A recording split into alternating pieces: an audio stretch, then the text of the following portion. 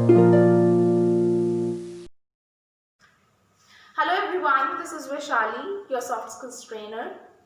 Today we are going to work on our presentation skills through this video.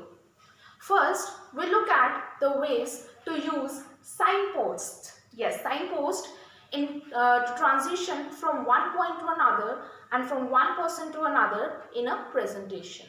Also, a part of it is going to deal with the ways to conclude your presentation. As you are speaking, you can help your audience understand where you are in the presentation at this point of time by using certain phrases or words which we call signposts. Yes. Always remember to take a pause before and after a signpost. As we move from one point to another point, in a speech, we can use certain expressions. For example, to begin with, first, then, and next. These expressions are going to help you to make your audience understand the sequence of your presentation, and also if something new is going to happen, this particular thing is going to help your audience to understand the sequence. Next, I'm going to speak on the transition to next point. Yes, when you move from one part of a speech to another, you can use certain expressions. For example, let's move on to talk about our options. Now, let's look at certain possible solutions. Moving on to the results of our study, here is the data. This is how you can switch your points, you can switch different points in your presentation by making your audience understand. Another way to move from one element to another is with the use of rhetorical questions. Yes, rhetorical questions, direct or indirect, which you ask from your audience but do not expect the answer. Yes, because you are going to give the answer by yourself. Rhetorical questions, in order to start engaging your audience, you can use why does this happen? What can we do about it? What can be done for this situation? The indirect rhetorical questions which you can use is, you must be wondering how it has happened. Yes. Now, in order to start explaining your topic or your content, you can use certain statements under explanation. Let's look at this a little more in detail. Let's examine some reasons for that. This is how you would be able to make your audience understand where you are at the point in your presentation by using certain signposts. Now, yes, signposts can also be used when you are going to show the significance and the effect of your point or a topic. Yes, you can also use rhetorical questions in the start of that. Rhetorical questions such as, if you're talking about the significance of a topic, you can talk about what's the significance of that, why it is important, what do you understand for this.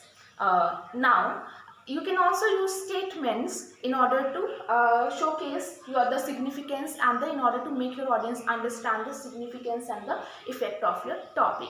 You can use statements. Of course, you can also, there are times when we use this word think, this a lot in our presentation. This can be used to refer to the things which we have already spoken or which we have already introduced in our presentation. If you have to use statements in order to make your audience understand the significance and the effect of your point, or in order to make your audience understand that you are referring to the significance and the effects of the point, you can use this signpost. This is important because it provides great opportunities for us. Second signpost which you can use is, this step is important to prevent later problems. This is how you would be able to make your audience follow you in the presentation. Now, these are not the only sign points. In case you forget, in case you have already explained the things in the past and you are going to use the same advanced content of the same things, you can use signposts to refer back to the previous content. You can use, as I mentioned before or earlier, as a signpost in order to refer to the same thing which you have already explained. The second signpost which you can use is As you saw in the last slide, this is going to make your audience understand that you have already explained the things and you're going to explain it further in a descriptive manner. Now, I'm running short of space, that is why I have not mentioned much of the signpost. You can use signpost in order to switch from one person to another. You can use signpost in order to go back in case you have forgotten the things to explain to your audience, or your audience may not have understood what you have said. Then you can go back by using certain signposts. Let's go back for a minute. This is one signpost which you can use in order to refer back to the content which you missed or your audience did not understand. Or let's wait for a minute and let's go back to the previous slide. This is how you would be able to use certain signposts. Now, if you have to conclude your content, your presentation, conclusion is basically a summary of your key points and a closing sentence. Yes, a summary of your key points and a closing sentence. In conclusion, it will be great if you would have a great last sentence. This last sentence would help your audience to understand that actually you are going to conclude your whole presentation. Yes, so the transitions, the phrases, the words which you can use in order to conclude your sentence would be, so to recap, in the end, I would like to conclude my statement by referring to these 3 points.